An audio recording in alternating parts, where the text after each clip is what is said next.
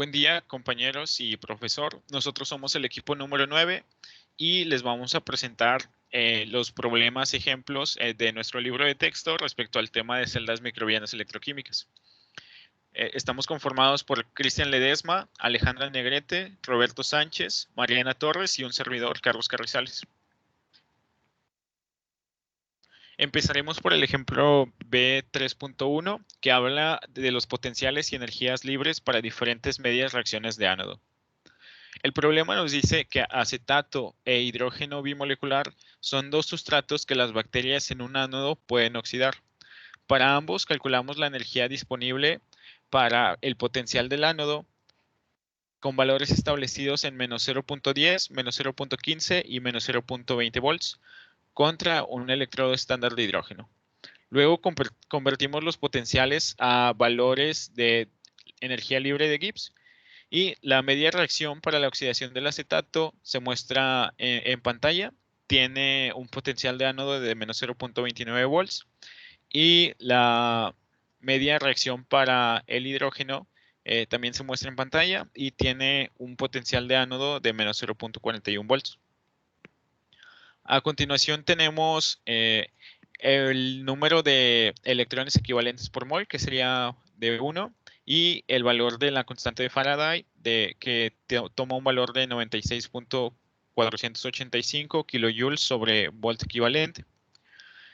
Después tenemos en esta tablita el potencial de ánodo del acetato y del hidrógeno en forma gas, que son valores que nos da el problema. Y a la derecha tenemos el valor del potencial, que igualmente nos da el problema, que sería de menos 0.29 y menos 0.41.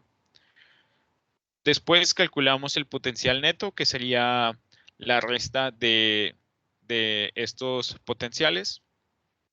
Y finalmente calculamos la energía libre de Gibbs en kilojoules sobre electrón equivalente, que sería igual a menos el número de electrones equivalentes por mol por la constante de Faraday por el cambio en el potencial. Aunque se ve un incremento en la energía disponible cuando hay un potencial más negativo. Y aunque los cambios en la energía libre de Gibbs son relativamente pequeños, son competitivos contra metanógenos y sulfatos reductores.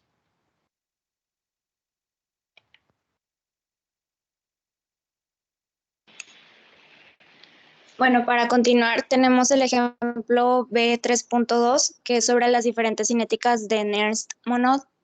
El problema nos dice que se compara la cinética de Nernst-Monod para dos ARB oxidante de acetato.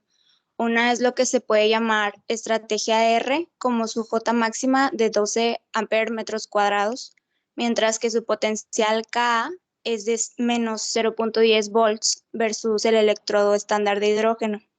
La segunda se puede ver como una estrategia K, como su J máxima de 6 amperes sobre metros cuadrados, mientras su potencial K es de menos 0.20 volts versus el electrodo estándar de hidrógeno. Ahora bien, una vez que conocemos los diferentes puntos para realizar este problema, es importante identificar cada uno de los constantes que aquí se van a involucrar en el problema. Por ejemplo, nuestro valor de J vendría siendo lo que es la densidad de corriente actual, que vendría siendo igual a nuestra J máxima, que describe que sería nada más el máximo de densidad de corriente actual para un ánodo y sustrato de biopelícula dado, para posteriormente ser multiplicado por 1 sobre 1 más el exponencial de menos n por F sobre RT. ¿Qué vienen siendo cada uno de estos puntos? Bueno, F viene siendo la constante de Faraday, que sería 96.485 coulombs sobre electrón mol. La R son nuestra constante universal de los gases, que sería 8.314 joules sobre mol Kelvin. Nuestra T, que es la temperatura absoluta en Kelvin, que son 298. Y nuestra N, que vendría siendo nuestra EAN menos EK. La EK, pues, es el potencial, que da la mitad del Jmax. Y bueno, ahora bien, una vez que se conocen cada uno de estos puntos, hay que describir que nuestra Jmax vendría siendo tanto 12 como 6 y nuestras EK son menos 0.1 y menos 0.2. Se establece que hay dos diferentes estrategias. Por ejemplo, lo que aquí se hizo fue tabular nuestro ánodo potencial, que se describe como en color azul, y se diferencia con color tanto amarillo como en azul, la estrategia R como K. En primera instancia tenemos nuestra N1, que vendría siendo la diferencia de EK y nuestra EA, y se establecieron las diferencias entre cada uno de estos puntos para posteriormente realizar la operación del 1 sobre el exponencial de las diferentes constantes. Aquí se puede ver el comportamiento que va desde 0 hasta 1 para así establecer que la transición de 0 a saturado va en medida en que pasa nuestra E del ánodo de un estado tanto negativo hacia el positivo. Ahora bien, una vez que se conoce cada uno de estos puntos, lo que se hizo fue multiplicar nuestra J máxima por el comportamiento de nuestra operación anteriormente realizada. Y como se podrá observar, nuestra J12 que se multiplicó por los del color amarillo y J6 por los del color azul respectivamente. Ahora, se puede observar esto en el comportamiento de nuestras gráficas, que aquí el comportamiento de ese fue lo que se muestra del lado izquierdo, como ya se mencionó, en la transición de 0 a saturado por el comportamiento de nuestro potencial del ánodo. Y del lado derecho viene siendo lo que es el electrodo de hidrógeno estándar, que conforme se fue aumentando la densidad de corriente, este también tuvo un incremento considerable y se puede observar en los diferentes puntos de -2 y -1.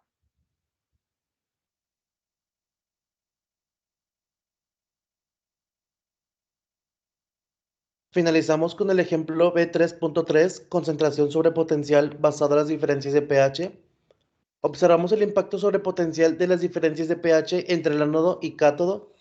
La reacción del ánodo es la oxidación del acetato y la reacción del cátodo es la reducción de 4 electrones del oxígeno diatómico a agua y el delta E teórico máximo es 1.1 volts.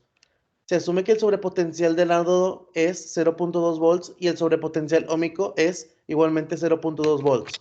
Esto deja un potencial aprovechable máximo de 0.5 volts. Se evaluó el impacto de la diferencia de pH dándose cuenta de que cada unidad de diferencia de pH es de 60 milivolts. En la tabla se muestran algunas combinaciones de potenciales de ánodo y cátodo y que le hacen al potencial aprovechable neto.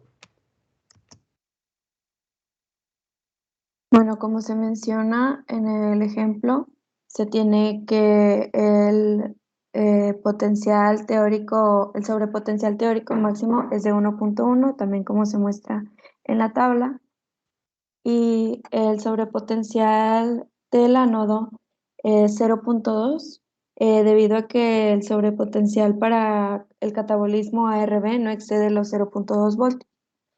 En el caso del sobrepotencial del cátodo, también se tiene un valor de 0.2 voltios debido a que se involucra una reacción de reducción. La energía de activación es usualmente de 0.2 voltios.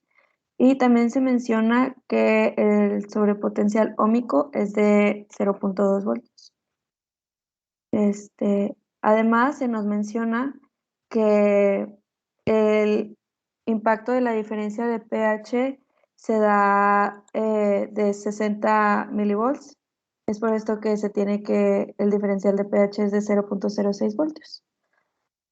Posteriormente, nosotros dimos algunos valores o propusimos algunos valores para el pH del ánodo y para el pH del cátodo. Posteriormente calculamos el diferencial de pH para el ánodo y el cátodo, que es restar los valores del pH del cátodo menos el del ánodo. Posteriormente calculamos el sobrepotencial de pH multiplicando el diferencial de pH de 0.06 voltios por el diferencial de pH calculado anteriormente. Y finalmente calculamos el potencial de aprovechamiento restante sumando restando el sobrepotencial de pH a la suma de los sobrepotenciales del ánodo, del cátodo, el sobrepotencial óhmico y el sobrepotencial máximo teórico. Y pues se puede apreciar que a diferenciales de pH grandes entre el ánodo y el cátodo puede dar lugar a un sobrepotencial aprovechable restante de casi nada, como se ve en los últimos dos valores. Y esto sería todo por nuestra parte. Muchas gracias por su atención.